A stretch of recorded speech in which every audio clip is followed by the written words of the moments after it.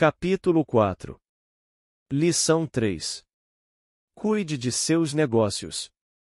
Em 1974, Ray Kroc, fundador do McDonald's, foi convidado a fazer uma palestra para a turma de MBA, da Universidade do Texas, em Austin. Um querido amigo meu, Keith Cunningham, era aluno dessa turma. Depois de uma exposição forte e inspiradora, os estudantes perguntaram a Ray se gostaria de juntar-se a eles num bar que frequentavam, para tomar uma cerveja. Ray aceitou gentilmente. Qual é o meu negócio? Perguntou Ray, quando todo mundo já estava com o seu copo de cerveja. Todos riram, conta Keith. A maioria da turma pensou que Ray estivesse brincando. Ninguém respondeu e Ray repetiu a pergunta. Em que negócio vocês pensam que eu atuo? Os estudantes soltaram uma gargalhada, e finalmente uma alma corajosa gritou. Ray, não há ninguém no mundo que não saiba que você está no ramo dos hambúrgueres. Ray deu uma risada. Achei que vocês fossem responder isso mesmo, fez uma pausa e disse rapidamente. Senhoras e senhores, eu não atuo no ramo de hambúrgueres. Meu negócio são imóveis. Keith conta que Ray passou um bom tempo explicando seu ponto de vista. Em seu plano de negócios, Ray sabia que o principal foco era a venda de franquias de hambúrguer, mas nunca perdeu de vista a localização de cada franquia. Ele sabia que os imóveis e sua localização eram o mais importante fator de sucesso de cada franquia. Basicamente, a pessoa que comprava a franquia estava também comprando, o terreno em que se situava a franquia da organização de Ray Kroc. O McDonald's é hoje o maior proprietário individual de terrenos no mundo, superando até a Igreja Católica. Atualmente, o McDonald's é proprietário de alguns dos cruzamentos esquinas mais valiosos não só dos Estados Unidos, como também de outras partes do mundo. Keith diz que essa foi uma das mais importantes lições que recebeu em sua vida. Atualmente, Keith é proprietário de lava-carros, mas seu negócio são os terrenos, que estão por baixo desses lava-carros. O capítulo anterior terminou com diagramas ilustrando que a maioria das pessoas trabalha para todo mundo menos para elas próprias. Elas trabalham, em primeiro lugar, para os donos das empresas, depois para o governo ao pagar impostos, e finalmente para o banco onde fizeram a hipoteca. Quando garoto, não havia nenhum McDonald's por perto. Contudo, meu pai rico ensinou a mim e a Mike a mesma lição que Ray Kroc deu na Universidade do Texas. É a lição 3 dos ricos. O segredo é: cuide de seu negócio. As dificuldades financeiras são muitas vezes o resultado direto de se trabalhar toda a vida para outras pessoas. Muita gente chegará sem nada ao fim de sua vida de trabalho. Novamente, uma imagem vale 1000 palavras. Aqui está o diagrama da demonstração de renda e do balanço que descrevem o conselho de Ray Kroc. Nosso atual sistema de ensino se concentra em preparar a juventude para os empregos, por meio do desenvolvimento de habilidades acadêmicas. Suas vidas girarão em torno de seus salários ou, como mostrado anteriormente, na coluna da renda. Depois de desenvolvidas as habilidades acadêmicas, os estudantes vão para níveis mais elevados de ensino, a fim de desenvolver suas habilidades profissionais. Eles estudam para tornar-se engenheiros, cientistas, cozinheiros, policiais, artistas, escritores, etc. Suas habilidades profissionais lhes permitirão ingressar na força de trabalho e trabalhar por dinheiro. Há uma grande diferença entre sua profissão e seu negócio. Muitas vezes pergunto às pessoas: qual é o seu negócio? E elas respondem: sou banqueiro. Então lhes pergunto se eles são donos do banco. Em geral respondem: não, eu trabalho para o banco. Nesse caso, está se confundindo profissão com negócio. Sua profissão pode ser a de banqueiro, mas elas ainda não são donas do negócio. Ray Kroc sabia claramente a diferença entre sua profissão e seu negócio. Em uma época ele vendia misturadores de milkshake, e pouco depois vendia franquias de hambúrguer. Mas enquanto sua profissão era vender franquia de hambúrguer, seu negócio era acumular imóveis geradores de renda. Um dos problemas com a escola é que frequentemente você se transforma naquilo que você estuda. Se você estuda, digamos, culinária, você se torna um chefe. Se você estuda direito, você se torna um advogado, e se você estuda mecânica de automóveis, você se torna um mecânico. O erro de tornar-se aquilo para o que você estuda é que muitas pessoas se esquecem de cuidar de seu negócio. Elas passam a vida cuidando dos negócios de outras pessoas e enriquecendo essa pessoa. Para ter segurança financeira, a pessoa precisa cuidar de seu negócio. Seu negócio gira em torno de sua coluna de ativos, em oposição à sua coluna de renda.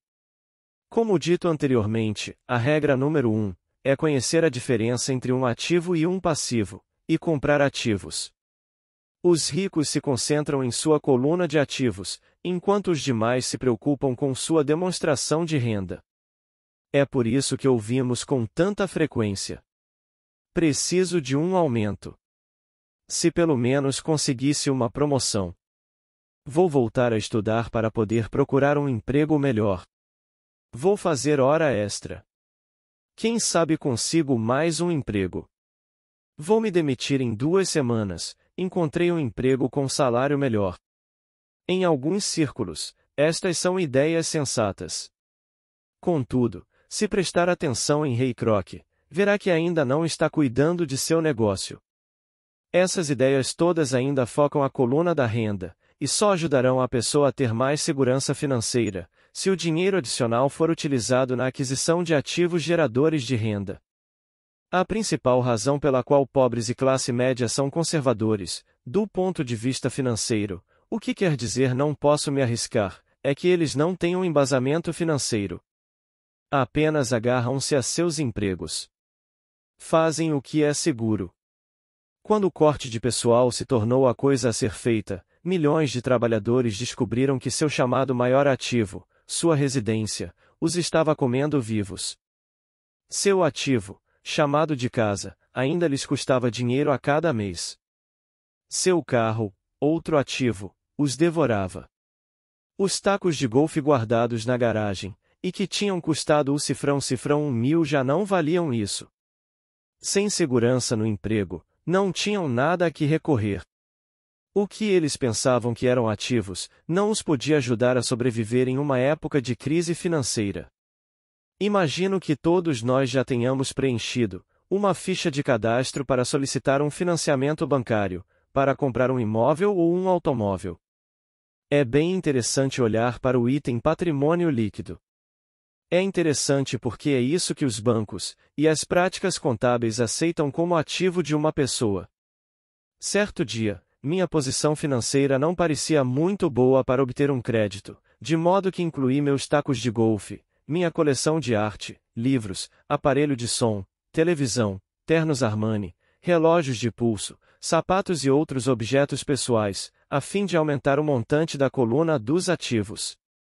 O empréstimo, entretanto, foi recusado porque eu tinha muito dinheiro investido em imóveis.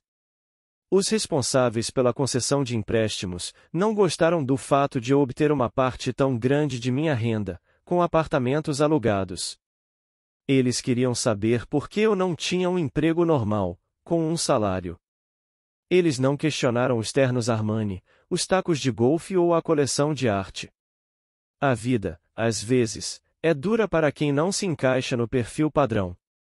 Tenho arrepios sempre que ouço alguém falar para mim que seu patrimônio líquido é de $1 milhão ou de $100.000, ou qualquer outro valor. Um dos motivos por que o patrimônio líquido não é um indicador acurado, é simplesmente porque no momento em que você começa a vender seus ativos, seus ganhos são tributados. Muitas pessoas se envolvem em dificuldades financeiras quando sua renda é reduzida. Elas tomam empréstimos, elas vendem seus ativos. Primeiro, seus ativos em geral só podem ser vendidos por uma fração do valor declarado em seu balanço pessoal. Ou se houver um ganho na venda desses ativos, esse ganho será tributado. De modo que, repito, o governo pega uma parte dos ganhos, reduzindo assim o montante disponível, para auxiliá-las a sair da dívida. Por isso, costumo dizer que o patrimônio líquido de alguém, frequentemente vale menos do que ele pensa. Comece a cuidar de seus negócios. Fique no seu emprego, mas comece a comprar ativos reais, não passivos, ou objetos pessoais que não têm valor real, uma vez que você os leva para dentro de casa. Um carro novo perde cerca de 25% do preço que você paga, no momento em que sai da concessionária. Não é um ativo verdadeiro, mesmo que seu banco permita que você o liste entre seus ativos. Meu novo taco de titânio que custou $400, passou a valer $150 no momento em que pisei no campo de golfe. Para adultos, a lição é manter reduzidas as despesas, reduzir os passivos, e formar diligentemente uma sólida base de ativos. Para os jovens, que ainda não saíram de casa, é importante que seus pais lhes ensinem a diferença entre ativos e passivos.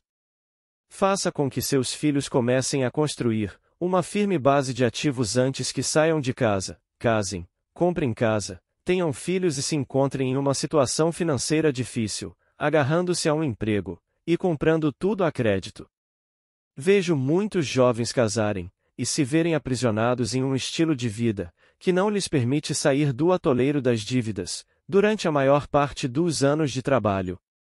Frequentemente, quando o último filho sai de casa, os pais constatam que não se prepararam adequadamente para a aposentadoria, e começam a tentar pôr de lado algum dinheiro. Então, seus próprios pais adoecem, e eles se deparam com novas dificuldades. Qual o tipo de ativo que sugiro a você ou a seus filhos adquirirem? No meu mundo, ativos reais se agrupam em várias categorias diferentes. 1. Negócios que não exigem minha presença. Sou o dono deles, mas eles são administrados por outras pessoas. Se eu tiver de trabalhar neles, não é um negócio. Torna-se uma profissão. 2. Ações. 3. Títulos. 4. Fundos mútuos. 5. Imóveis que geram renda. 6. Promissórias. 7. Royalties de propriedade intelectual como música, escritos, patentes. 8. Tudo o que tenha valor, gere renda ou se valorize, e tenha um mercado líquido. Quando garoto, meu pai instruído me incentivava a procurar um emprego seguro. Meu pai rico, por outro lado, me incentivava a começar a adquirir ativos que me agradassem. Se você não gostar deles, você não cuidará deles. Comecei a adquirir imóveis, simplesmente porque adoro prédios e terrenos. Gosto de comprá-los. Poderia buscá-los o dia todo. Quando surgem problemas, não são tão graves que mudem meu apreço pelos imóveis. Pessoas que detestam imóveis não deveriam comprá-los. Adoro ações de pequenas empresas, especialmente aquelas que estão iniciando suas atividades. A razão é que eu sou um empreendedor, não um homem da grande empresa. Quando jovem, trabalhei em grandes organizações, como a Standard Oil da Califórnia, a Marinha dos Estados Unidos, e a Xerox Corp. Apreciei o tempo que lá passei e tenho boas lembranças, mas eu sabia lá no fundo, que não era um homem de organização. Gosto de iniciar empresas, não de dirigi-las. Então compro, em geral, ações de pequenas empresas, às vezes, até inicio a empresa e depois a levo ao mercado. Podem-se fazer fortunas com a emissão de novas ações, e eu gosto desse jogo. Muitas pessoas têm medo de pequenas empresas, e as consideram arriscadas, e de fato o são. Mas o risco sempre é diminuído se você gostar daquilo em que está investindo, entendê-lo e conhecer o jogo. Com pequenas empresas, minha estratégia é de investimento, é desfazer-me das ações no prazo de 1 ano. Por outro lado, minha estratégia para os imóveis é começar com pouco, depois trocá-los por imóveis maiores e, portanto, adiar o pagamento dos impostos sobre os ganhos. Isto permite que seu valor aumente acentuadamente. Costumo ficar com os imóveis menos do que 7 anos. Durante anos, mesmo quando estava na Marinha ou na Xerox, fiz o que aconselhava meu pai rico. Fiquei no meu emprego, mas ainda assim cuidava dos meus negócios. Estava atento à minha coluna de ativos. Negociava com imóveis e ações. Pai rico sempre destacava a importância da alfabetização financeira. Quanto melhor eu entendesse a contabilidade e a gestão do dinheiro, melhor eu poderia analisar investimentos e, por fim, construir minha própria empresa. Eu não incentivaria ninguém a iniciar uma nova empresa, a menos que realmente o desejasse. Conhecendo o que conheço quanto à direção de uma empresa, não recomendaria a tarefa a ninguém. Em certos casos, quando a pessoa não consegue um emprego, iniciar uma empresa pode ser uma solução. As chances, entretanto, são adversas. 9 entre 10 empresas quebram em 5 anos. Das que sobrevivem aos primeiros 5 anos, 9 entre cada 10 também quebram. Se você realmente tem o desejo de ter sua própria empresa, vá em frente. Se não for esse o caso, fique no seu emprego e cuide de seus negócios. Quando digo cuide de seus negócios, refiro-me à formação e à manutenção de uma sólida coluna de ativos. Se $1 entrar nela, nunca o deixe sair de lá. Pense deste modo: uma vez que $1 entra na coluna dos ativos, ele se transforma em seu empregado. O melhor do dinheiro é que ele trabalha 24 horas por dia, e pode fazê-lo durante gerações. Fique no seu emprego, seja um ótimo empregado, mas construa essa coluna de ativos. À medida que seu fluxo de caixa cresce, você pode comprar alguns artigos de luxo. Uma distinção importante é que os ricos compram os artigos de luxo por último, enquanto pobres e classe média tendem a fazê-lo antes. Nos Estados Unidos, os pobres e a classe média frequentemente compram itens de luxo como casas grandes, diamantes, peles, joias ou barcos porque desejam parecer ricos. Parecem ricos, mas na verdade estão afundando em dívidas. As pessoas que já têm dinheiro, os ricos a longo prazo, constroem primeiro sua coluna de ativos. Então, com a renda gerada por sua coluna de ativos, compram os artigos de luxo. Os pobres e a classe média compram artigos de luxo com seu próprio suor, sangue e com a herança de seus filhos. Um luxo verdadeiro é uma recompensa por ter investido e desenvolvido uma coluna de ativos. Por exemplo, quando minha mulher e eu auferimos uma renda maior com nossos apartamentos, ela comprou sua Mercedes. Ela não fez nenhum trabalho extra, ou arriscou sua parte, porque os imóveis compraram o carro. Contudo, ela teve de esperar durante 4 anos enquanto o portfólio de imóveis crescia, e finalmente começou a gerar suficiente renda extra para pagar o carro. Mas o luxo, a Mercedes, foi uma verdadeira recompensa. Ela provou que sabia como aumentar sua coluna de ativos. Esse carro significa muito mais para ela do que apenas outro carro bonito. Significa que utilizou sua inteligência financeira para adquiri-lo.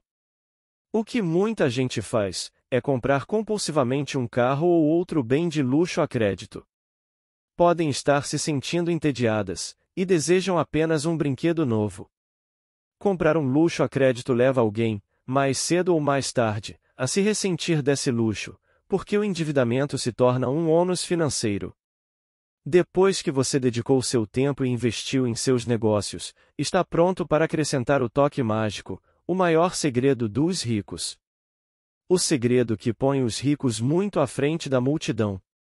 A recompensa no fim da estrada, por ter dedicado diligentemente seu tempo para cuidar de seus negócios.